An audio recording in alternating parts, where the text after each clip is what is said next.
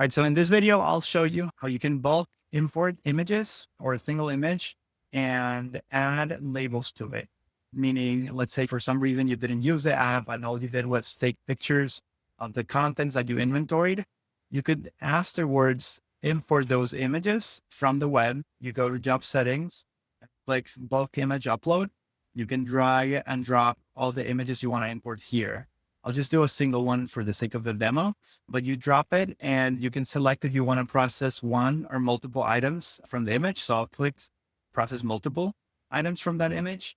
And then you can also select the room you want to add the image to and click the salvage category for it as well.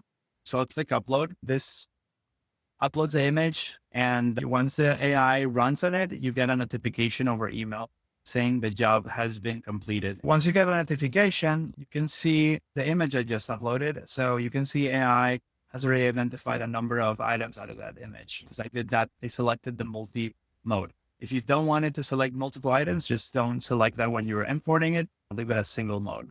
It will identify whatever it thinks is the main object on that.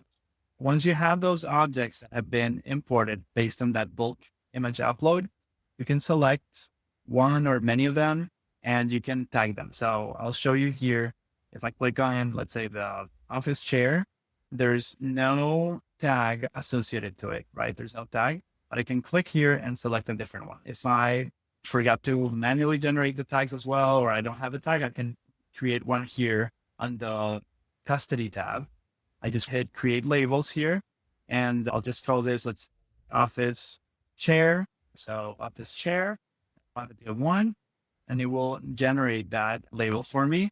And then I can now go here and select the office chair and go to room and tag and select the right tags here. So I can just search for it, office chair. So this is the one I just created. So I'll select that and hit save.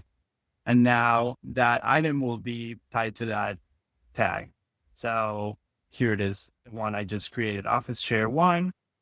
Here's the office chair that's been attached to it.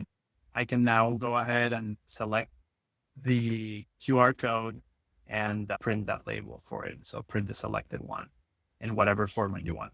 So this is very handy if one of your team members didn't use the app and they just took pictures and you didn't create tags for those items. You can then do all that in post-processing from the office.